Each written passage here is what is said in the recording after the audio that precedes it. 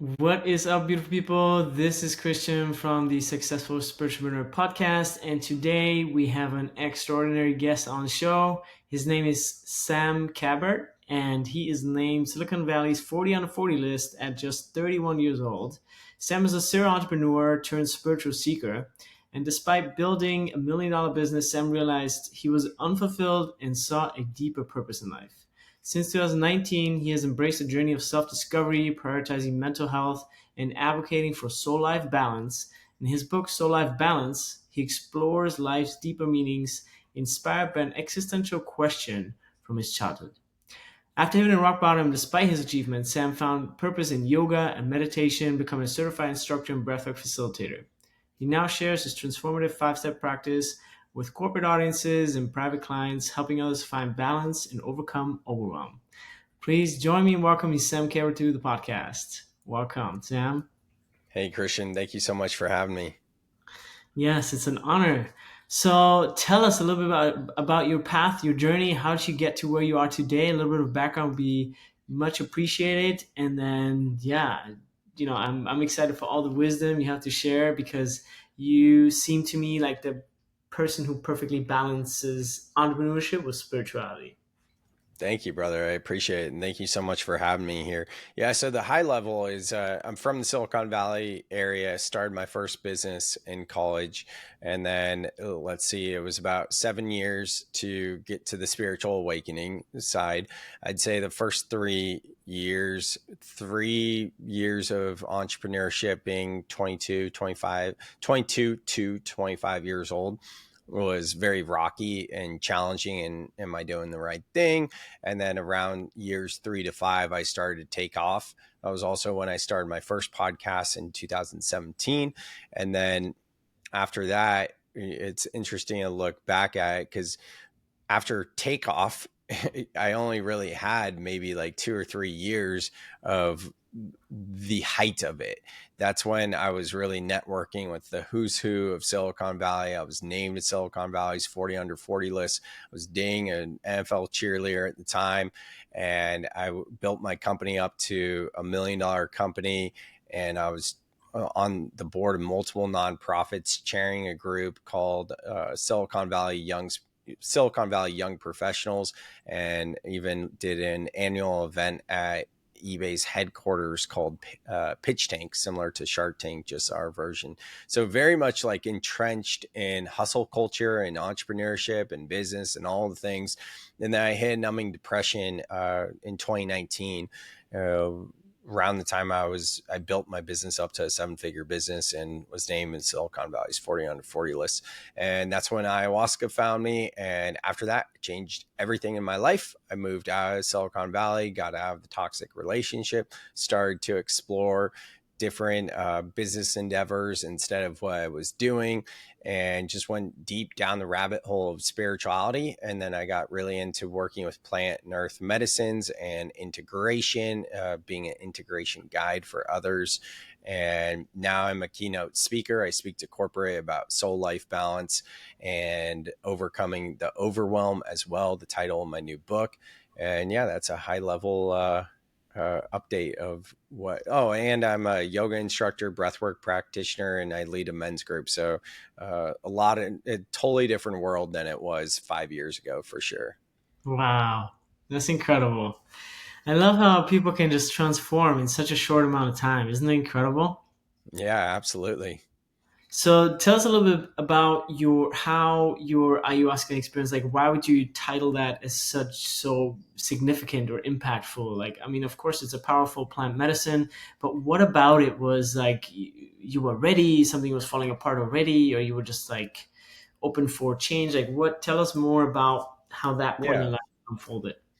Yeah, I mean, I was at rock bottom, and it was a numbing depression, like I said. So the idea and concept of surrender was absolutely intimidating and scary for me. But at the same time, because I was at that rock bottom, it made it a lot easier to surrender. And even looking back at all of my medicine ceremonies after that first ayahuasca ceremony, like, sure, they've been great, they've been profound, they've been helpful, But sometimes I've looked at them too, like, do I really need to go back to the medicine? Because that first night was everything that I needed, because that was the ultimate place of surrender, because where I was at was so painful. And I remember the purges, and one specifically where I purged out it felt like but it wasn't all of my like self-hatred and all of my identity, and it felt like I had a flash of my whole life in one purge. And I just remember after purging just being and a big smile on my face, and then I laid down and just went on a beautiful journey from there. And then after that I was like, wow, if I just experienced that. A lot of people said going into my ayahuasca ceremony, I'd heard like, typical stuff. It's like 10, 12, 15 years of therapy packed into a single night. And for me, it was a lifetime, if not lifetimes of therapy. So that's when I just changed everything in my life and just went down the spiritual path with blinders on, because it was that profound. So, how can people live as a spiritualpreneur? Like, how can they find this Hmm. balance of spirituality and entrepreneurship? Because I personally believe very much that the golden path, as Buddha says, is like that. That's the path. You know what I mean? It's never one extreme that makes us really flourish. So, how can we walk that path? Yeah, I think it's a lot easier for entrepreneurs than it is for someone that works for a company, because as an entrepreneur, you get to really have that autonomy to choose what you want to do, when you want to do it, and to create your schedule. I know a lot of people that are stuck in corporate, and I just had a friend yesterday where I called him up and he was like, "Oh, I'll call you back in 40 minutes. It's not 5 yet." I'm like, "What do you mean it's not 5?" He's like, I'm at the office. And I'm like, why does that matter? Shouldn't it? He's like, "We live in different worlds." I'm like, "Yeah, we do." Because in a lot of ways, I feel like in corporate, or just being an employee for an organization, we look at time, and it's like a prison sentence, or like, "Oh, now it's 5 o'clock, okay, you can go home now," as opposed to the work that you've done. Like, "Hey, do you complete all your work? Sweet, go home. I don't care that it's 12 p.m. You're supposed to be here for another 5 hours, but you got your work done. Go home." But for entrepreneurs, since we do have that flexibility, it's honestly easy and there's no excuses. And I believe it's really the embodiment of the archetypal energy of yin and yang, or yang, which is the feminine and masculine. And that's why I talk about soul life balance, because soul life balance is a reframe of work life balance, where we realize that both work and life are about outer expression, responsibilities, obligations, how we perceive the world with our five senses. So, okay, no wonder why we're going through this mental health crisis. So instead, let's prioritize our soul first, yin energy, the feminine, our inner world made up of our thoughts and feelings, and then recategorize work as a part of life. So I think for entrepreneurs, it's a lot easier if we can just put our spiritual practices first and not get stuck in hustle culture. Now, this is a practice and it is a balance, because there are so many first time entrepreneurs that kind of come from spirituality and are new to business. And what we see there is it's not so easy for them, because they get stuck in all is love and light and everything is flow, and nothing ever gets done, because they're always more in the soul side of the soul life balance. For them, they're going to need to have some discipline and roll up their sleeves. Whereas for people like myself that are like, "No, I got this like yang energy, this work thing down. I just need to prioritize like my mental health and my connection to source and my inner world." it's a little bit easier, I feel like, for us. But either side, it's always going to have its challenges. The name of my integration group for people working with plant and earth medicines is called Structured Flow. And you'll notice that everything I do has this like kind of sense of yin yang to it. And right, because we need that structure to have that flow. And I think that's a really important message for so many people in spirituality, because even if you do come from more structure in your life and you're new to flow, we all kind of just veer to everything is flow. It's like, well, you still got to get things done. So how can we have structured flow while we live within the philosophy and framework of soul life balance? Beautiful. I love that. Can you elaborate a little bit more on what structure flow looks like for somebody who's just not familiar with either of these concepts? Like, how can we have a structure flow? Yeah, absolutely. I'm huge on working with my calendar, and I've always been someone who it's like, if it's not on my calendar, it doesn't exist. And back when I was in like quote unquote hustle culture, as we'll call it, my business coach back in like 2013 or something was like, put every single thing on your calendar, even your breaks. And I was like, oh man, like that's overwhelming. And then I'd also be like, well, what if I can't do it? If I don't feel like doing it, if it's creative work and I'm not feeling creative or anything like that, he'd be like, it's okay. Just reschedule it. And I was like, oh, that makes sense. So for someone that is very much in their flow and they're like, oh no, I don't like the idea of like using a calendar because I want to base things off of when I feel like doing it. Hey, I see you. Me too. Living here in Santa Cruz, I'm starting to get into surfing more. And not only that, this town is very much like foggy sometimes and sunny other times. And then if I have a day that's packed full of calls or meetings or things I'm doing, but it's beautiful outside and usually it's just foggy, I'm going to be really frustrated because I want to be outside. And the whole reason of me being an entrepreneur is to be able to do what I want to do when I want to do it. So for me, I don't like to have a packed calendar of like commitments to calls and things like that, right? I'll limit them to a few a day. Or other people, it might be like, hey, Tuesdays and Thursdays or whatever it is, I'm going to take calls back to back all day. And then the other days I'll play. That's something that you can work with and see what works best for you. The reason why I bring up surfing is you never know what the swell is going to look like, especially if it's a few weeks out. And now that I've been surfing every day for the past week, coming back from Costa Rica, like it feels amazing. And also like, being now having that flexibility of being like, okay, there is a good swell and this is the good time to go out and I have that space. So that feels good. The other side that I was saying, with the calendar is just realize when you first start working with your calendar, if you don't feel like doing something that's not like a commitment to a client or say a podcast like what we're doing right now or a meeting, you can always reschedule that creative work. You can always reschedule that. So don't be shy about rescheduling it for a time that you do want to do that, because you should not be doing creative work when you're not feeling creative. The output's just not going to be there. Yeah, I agree. I appreciate that very much, especially since this interview also was rescheduled. Oh yeah, that's right. Yeah. The perfect example. Yeah. So, from your experience, like when would you say, like when did you last follow your intuition over logic in your business? Can you ask that again? Yeah, when did you last follow your intuition over Oh. logic in your business, and what was the outcome? Hmm.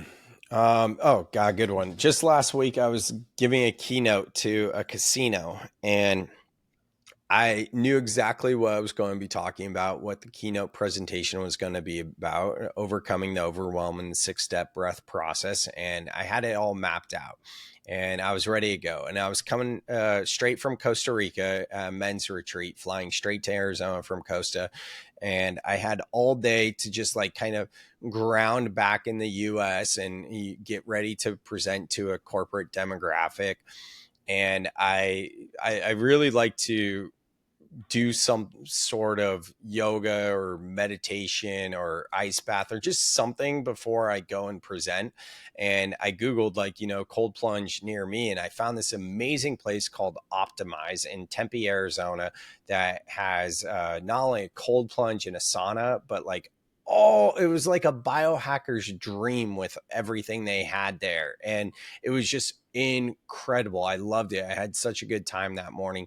But when I was in the sauna specifically, I asked myself, what is it that these people need most? Because I was feeling like the keynote presentation that I was to give that evening was landing a bit flat. And the reason was they brought me in as the closing keynote speaker for their mental health symposium, the first time they are offering it for their employees, because they had 7 suicides last year.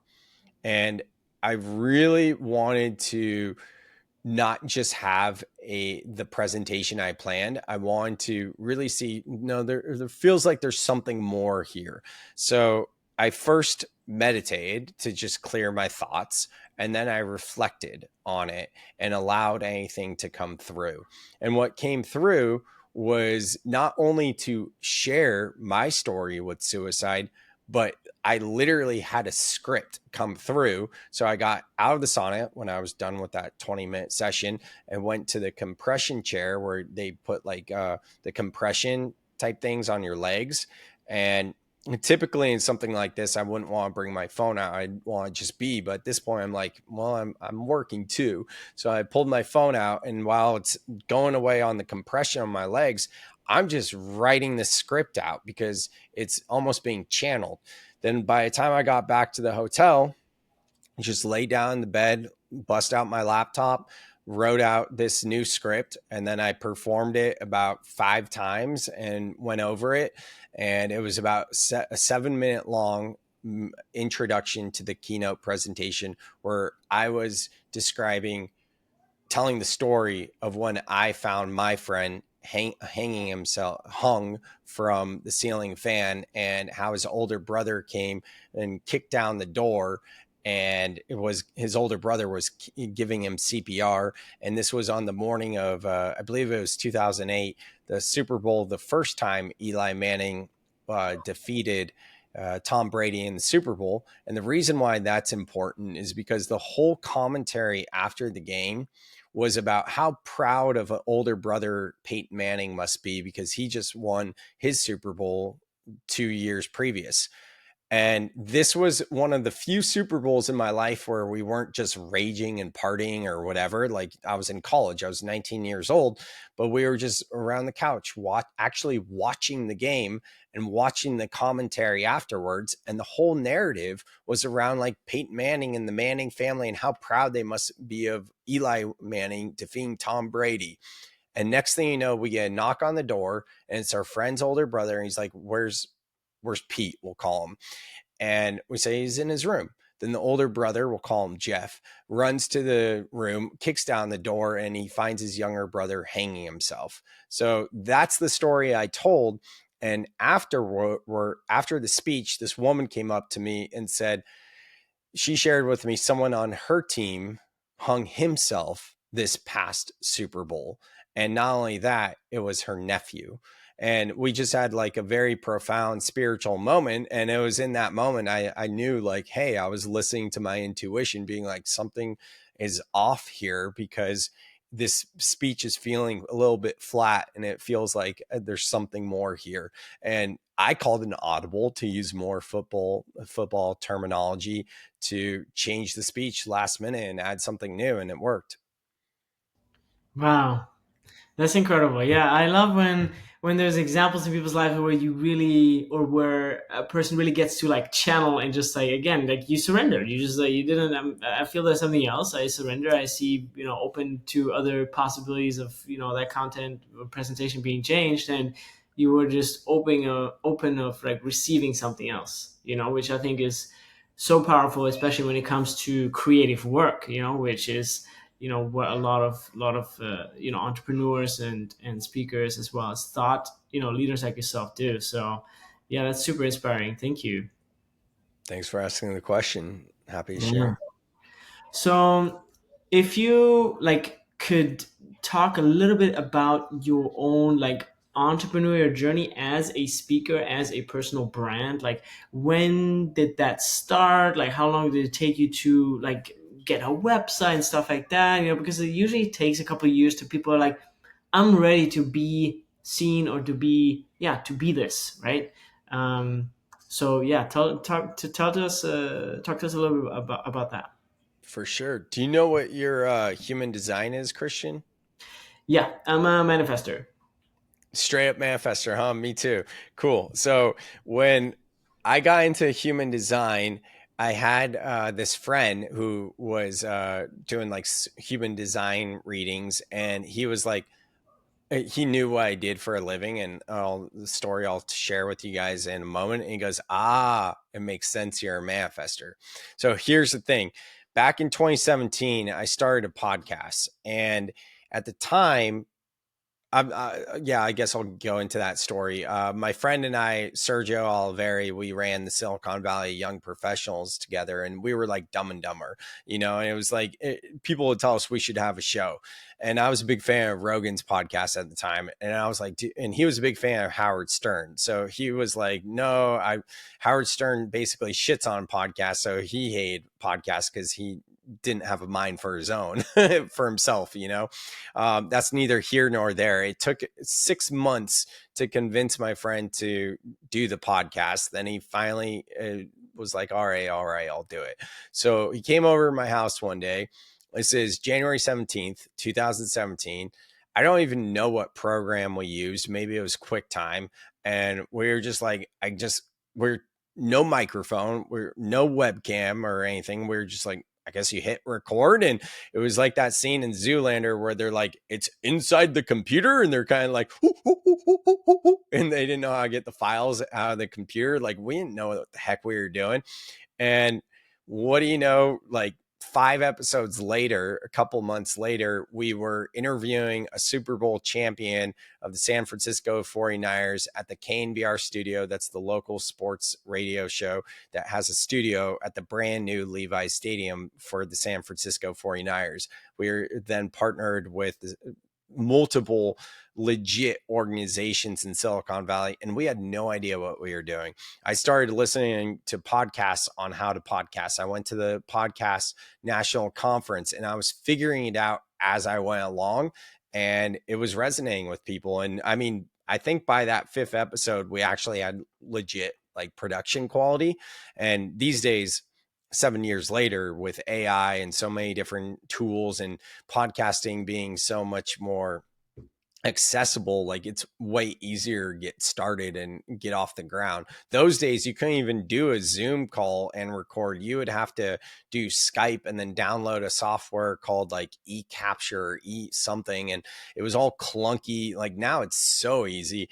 But anyways, in doing the podcast, I started to learn how to edit the podcast, and I was like, damn, this is time consuming. This isn't worth it. And I had read Tim Ferriss's book, what is it, 4 Hour Work Week, about 5 years, whatever it was, 5 years previous to that.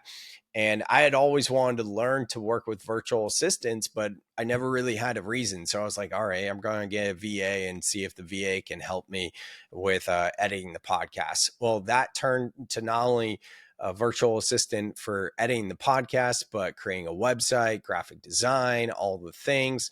Within a year or two, people started asking me, hey, how are you able to do so many different things?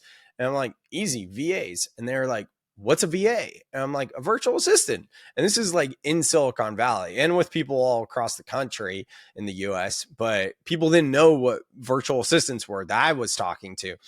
And I was like, really? So I wrote an ebook on how to work with VAs. I turned that into my first book, How to Work with VAs. That then became a podcast called Clone Yourself, where in the first 15 episodes, it's basically like a free course, talking people through how to work with VAs. And then that turned into a done for you marketing agency where I have a company called Wizard Teams where we do anything you want done just through our VA team. You just tell us what you want done, we get it done for you. And that was really what helped me, was more than anything, not only focusing on my strengths and outsourcing my weaknesses, but just getting started and realizing I'll figure it out as I go along. Sure, sometimes you want to plan a little bit more, but I think a lot of people never get started because it's paralysis by analysis. Yeah, very much agree with that. There's a lot of there's a lot of there's this African proverb that says, "You go as far as you can see, and you will see further." Mm, You know, and I think a lot of times, we see, I don't know, to the tree line, we're like, yeah, cool, but there's so much more after and behind and beyond, that we don't see, and so yeah, it's a beautiful, beautiful analogy. So absolutely. right now, I want to switch gears a little bit. I want you to talk to us a little bit about AI, the future of humanity and technology, because I feel since you have such a great background in Silicon Valley, you still, I assume, are somewhat tapped into that and have a little bit more the finger on the pulse on technology and AI than other people that are on the show. So, yeah, do you have anything to share about that? Um, I used to say when I lived in Silicon Valley, I used to joke like I'm the least techie millennial in Silicon Valley. And as well, like with AI, I mess around with Chat GPT here and there, but it blows my mind to see what some people are doing with AI. And I'm like, you can do what? And you're doing what? And then not only blows my mind with like the abilities, but it also blows my mind with how out of alignment or out of integrity people are getting for my values of integrity. I was in a course once with a coach teaching coaches how to coach, and he was teaching us how to create a course with AI. And I was just like, "Are you kidding me?" There's just so much you can do, and I think AI is definitely a tool, obviously. And sometimes I wonder if I'm missing the boat on it, but honestly, like the main way I use Chat GPT is I write a sentence and then I copy and paste it in there. I'm like, is this grammatically correct? And I'm like, oh wow, cool, it is. Because I'm really bad with commas and semicolons sometimes. So that's super rudimentary or elementary, and I know there's so much more you can do, but that's pretty much my extent. The other side is my last year was the most challenging year in my life, and that's what really culminated in me writing my latest book, Overcome the Overwhelm. And that was as a result of being in a very, very toxic relationship. And the relationship wasn't toxic. But when she broke up with me via text and blocked me everywhere and blocked me from the pregnancy that I didn't know, all this type of stuff, and the only way we could communicate was email, it was very helpful to write an email and then put it in Chat GPT and say, can you rewrite this with nonviolent communication? And that was a trick that a buddy taught me. And honestly, like that was really helpful. I was already feeling like most of what I had written was pretty nonviolent, but in a very delicate situation like that, it didn't hurt having extra layers. So again, I'm not really your techie AI guy, but those are some tricks that people might not really think about that are pretty helpful. Yeah. Yeah, it's so powerful, especially, imagine technology being able to mend a relationship and slightly change the timeline and the outcome of a certain situation in that way. I think it's super powerful. And how Mhm. cool that your friend reminded you of, yeah, use that. Do this with your emails, which is amazing. So, tell us a little bit about your book. Yeah, it's called Overcome the Overwhelm. And again, this came about as a process that I developed for myself to overcome the situation I was in. The book is not about what went down and what the situation was, or it's not about me. It's about this 6-step breath process that can help you to access inner peace at any single moment. And this is a culmination of all my research and credentials or certifications and just interest of being a student and looking at things like Dr. Joe Dispenza's book, Breaking the Habit of Being Yourself, which is a fantastic book, but it also felt like it was a scavenger hunt and I had to study it meticulously, and just different things like that, where it's like, there's an easier way. There's the better way you can go about this to make it more accessible. So I kind of took these different approaches and created a roadmap through the 6-step breath process that really allows us to access inner peace in real time. And there's 3 things to know about this 6-step breath process. The first is that our bodies have a 90-second physiological response when we experience an emotion. And emotions are energy in motion. So when we put this together, it's like, you know what? Instead of being like, I'm going to distract and numb myself from feeling this, I'm going to allow myself to feel this energy, because I know if I can feel it, then it can move through me. So it's like, okay, great, but what do you actually do? And the 3 themes of the 6-step breath process, because 6 steps can be a lot, is just simply to breathe, feel, and think intentionally. So I'm experiencing this emotion. Let me slow down. Let me come back to my breath. Let me feel this. Let me get curious of what this energy is revealing to me. Let me accept and surrender to it. Then let me think intentionally. And now's the time we can get into positive affirmations and incorporate and integrate new habits as a result of what that energy was revealing to you. So that's a summary of what the 6-step breath process to overcome overwhelm is all about. Beautiful. Yeah, I think that's super helpful and practical because people need like simple instructions, especially since so much of our reconditioning happens by, you know, reconditioning ourselves like daily, like every hour. Like we need to be reminded. Humans are creatures of habit, and I think simple techniques like yours are super helpful. So we're getting close to the end of the episode. We have a couple more questions, and the next question I would love to ask you about is about your legacy. So, what are 3 words that you want people to know you for after you leave this physical plane? Um, hmm. Integrity, alignment, authenticity. Beautiful. Those are great words. What are like what is your vision for the new Earth? Whatever you define as the new Earth. Yeah, I mean, I think the new earth is, in terms of what that can look like, we've touched on a few things in regard to like the way employees are treated in corporations and that they're not slaves to their business. I think that is not right. I think, prioritizing our own mental health above work is most important more than anything else. I do see a breaking of the establishment, meaning like this way that we look at work driving our lives, and with the respect of the devastation caused in the lockdowns of 2020 and even 2021. In my little bubble of reality, I saw a lot of people opening up to like, wow, there's so much more to life other than work. And I thought it was really starting to be like, wow, this is fun. This, like, I honestly, my favorite years of my life were 2020 and 2021.